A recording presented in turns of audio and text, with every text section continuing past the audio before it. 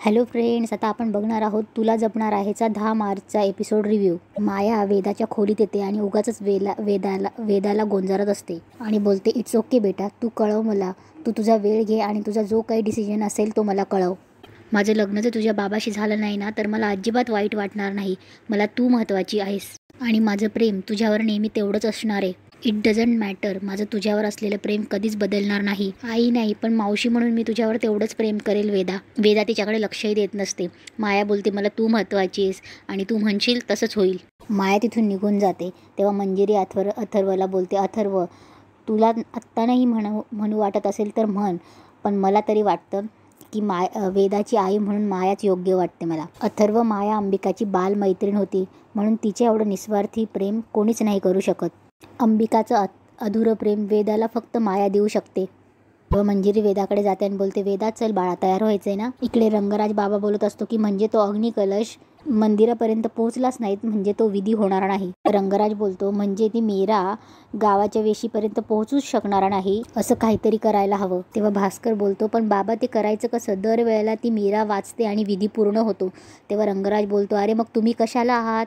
थांबवा तिला, अडवा, काय वाटेल ते करा, अगदी तिचा प्राण घ्यायला लागला तरी बेहत्तर. रंगराज खाली बसतो आणि बोलतो, मीरा तुमच्या सुखातील सगळ्यात मोठा अडसर आहे शैलजा ताई. मग हा अडसर दूर करायचा ना, मोक्ष द्यायचा का तिला, मारायचं ना तिला? तेव्हा शैलजा बोलते, मला 5 ऐवजी 7 लाख मिळणार असतील ना तर स्वतःच्या हाताने मारेन मी तिला.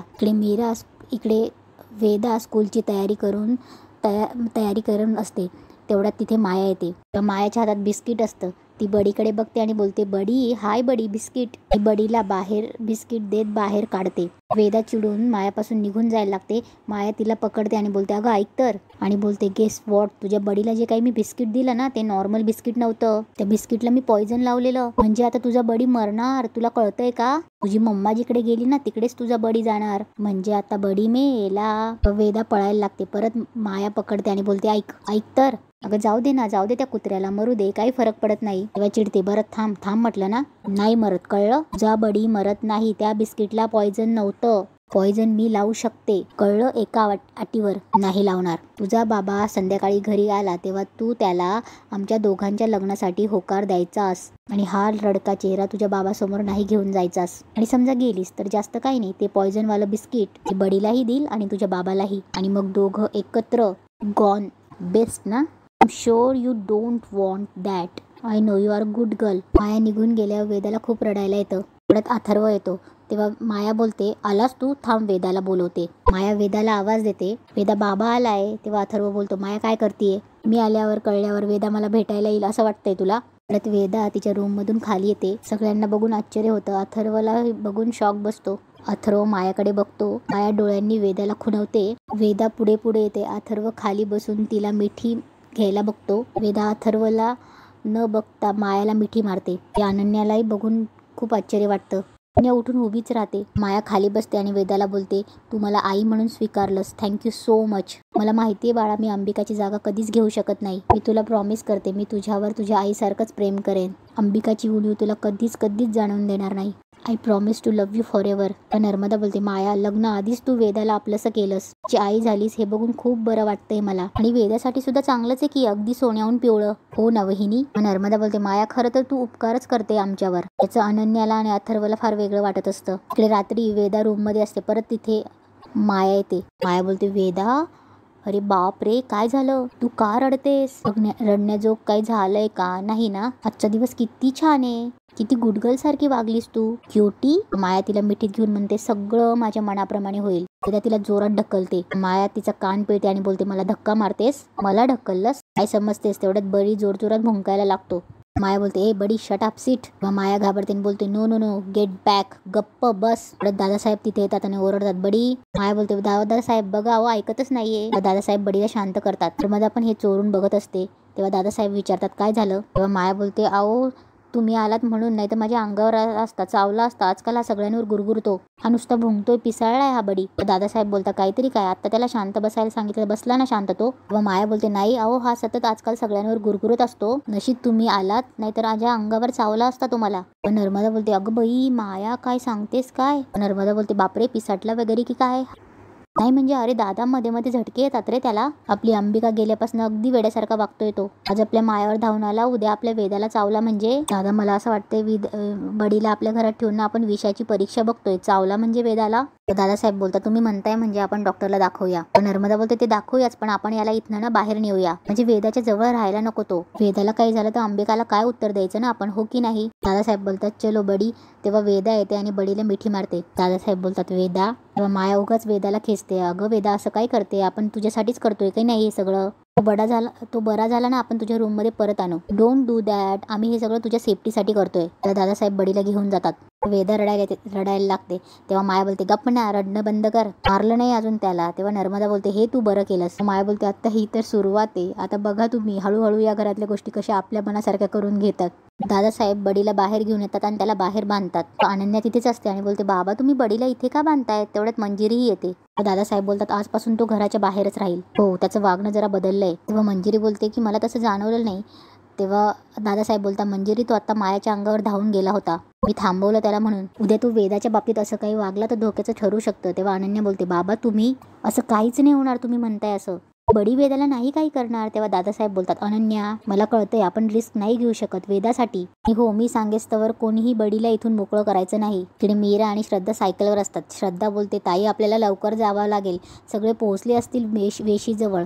तेव्हा मीरा बोलते हो श्रद्धा पोहोचू आपण. त्याच आजी मीराला दिसतात आणि त्या पाय धरून बसलेल्या असतात. तेव्हा मीरा सायकल थांबवते आणि बोलते आजी तुम्ही अशा पाय धरून का बसला आहात. तेव्हा आजी बोलते अगं काही नाही ग बाळा, इथे उत्सव आहे ना म्हणून सकाळी सकाळी देवीच्या दर्शनाला आले. माझ्या पायात कुठेतरी काटा रुतलाय ग, काढण्याचा मी खूप प्रयत्न केला पण मेला ते टोक कुठेतरी आत जाऊन बसलंय. मला तर काही दिसत नाही आणि कसा काटा काढायचा तेही समजत नाही. कोण काढणार आता हा काटा. मीरा बोलते श्रद्धा उतर. मीरा आजीजवळ बसते आणि बोलते आजी द्या. हरी बोलतो उशीर होणार, सगळे वाट पाहत असतील. मीरा बोलते नाही होणार उशीर, आजींच्या पायातला काटा काढून झाला की जाऊ लगेच. वेळेवर गरज असलेल्या व्यक्तीला मदत करण्यातच देव असतो. मीरा बोलते श्रद्धा तुझ्याकडे पिन आहे ना. आजी मीराच्या पायातला काटा काढत असतात. मीरा आजीच्या पायातला काटा काढत असते. आजीला हसायला पण येत असतं. तेव्हा श्रद्धा आजीकडे बघत असते. श्रद्धा बोलते आजी असं काय बघताय माझ्या ताईकडे. तेव्हा आजी बोलते अगं कुठे बघते मी, माझ्या डोळ्यात काय प्रकाश आहे का. मीरा आजीच्या पायातला काटा काढायला लागते. तेव्हा मीरा बोलते निघाला. तेव्हा हरी बोलतो आजीबाई तुमचा काटा काढला बरं का. आजी बोलते अरे खोळ्या माझा काय काटा काढला, माझ्या पायातला काटा काढला असं म्हण. माझा काटा काढणं तेवढं सोपं नाही बरं का. हा मीरा बोलते त्याचा आजी ऐकू नका आजी, तो काहीही बोलत असतो. तेव्हा आजी बोलते मीरा बा दुसऱ्यांदा मला मदत केलीस ग, तुला मी काही आशीर्वाद देऊ म्हटलं तर तू काय घेणार नाही. तुझी बहीण जर संकटात सापडली ना तिला माझा आशीर्वाद दे हो तथा असतो. मीराची सगळी वाट बघत असतात आणि बोलतात आजचा विधी एवढा महत्वाचा आहे ना, ही मीरा अजून आलेली नाहीये. भास्कर तिथे येतो. ओ गुरव कुठे तुमची पुतणी. गुरव बोलतो काय झालं, आम्ही पुढे आलो ती येतच असेल पाठीमागून. ते बोलतात तिला सोबत घेऊन यायचं ना मग. ओ बुवा तिच्यामुळे विधीला उशीर झाला तर काय करायचं आपण. तेव्हा बुवा बोलतात आम्हाला सगळ्यांना ती काळजी आहे. खरं म्हणजे आत्तापर्यंत कलश घेऊन मीराने अर्ध अंतर पार पाडायला हवं होतं. तेव्हा भास्कर बोलतो हे तुम्हाला मला कळतंय, ती वेळेत आलीच नाही तर पुढच्या उत्सवात खंड पडेल की नाही मला सांगा. गावकरी विचारायला लागता ओ गुरव मीरा येणार आहे की नाही. भास्कर बोलतो गुरव उत्सवात जर खंड पडला तर शिवनाथ सारखं तुमचंही वाटोळ होईल. गाववाले बडबड करायला लागतात देवीचा कोप होईल. गुरव कळतंय की नाही तुम्हाला. बुवा बोलतो पाटील काय बोलताय तुम्ही, शांत राहा जरा धीर धरा. हो मीरा येतच असेल, आपल्या जबाबदारीपासून लांब पळणारी मुलगी नाहीये ती. शैलेजा बोलते हो ना आमची मीरा अशी हलगर्जी करण्यातली नाहीये. शैलेजा भास्करला खुणवते. इकडे मीरा सायकलवर येतच असते. तेव्हा हरी बोलतो मीरा श्रद्धा लवकर चला सायकल पळवा उशीर होतोय. तेव्हा मीरा बोलते गप रे हरी गडबड करू नको आपण पोहोचू. बाईकवर दोन पोरं येतात आणि बोलतात ओ ताई ऐका ना देवीचं देऊळ कुठे आम्ही बाहेरगावावरून आलोय ना. मीरा बोलते उत्सवासाठी आलायत का. तेव्हा ते बोलतात की नाही म्हणजे आम्हाला दर्शन घ्यायला जायचे पण देवीचं देऊळ माहिती नाही हो. मीरा त्यांना लोकेशन रस्ता सांगते. ते बाईकवाले हो धन्यवाद बोलतात आणि मीराच्या खांद्यावरून हरीला उचलून घेतात. तेव्हा श्रद्धा आणि मीरा ओरडतात ओ थांबा आमच्या हरीला कुठे घेऊन चाललात. तेव्हा मीरा बोलते श्रद्धा तू वेशीवर जा मी हरीला घेऊन येते. श्रद्धा बोलते ताई विधी तुला कलश न्यायचा आहे ना देवळात. मीरा बोलते श्रद्धा तू जा मी येते. इकडे शिवनाथ उठतो. तो कलशाचा काय होणार, अग्नी कलश देवळात न्यायला हवा, तो तिथे वेळेत पोचायला हवा नाहीतर पुन्हा अनर्थ होणार. हरी बोलत असतो सोडा मला बाहेर काढा. तेव्हा ते दोन बाईकवरचे पोरं बोलत असतात की गप रे शांत बस ना, किती बोलतोयस गप पोपटा, अरे किती केक काटतोस गप्प बसतो का.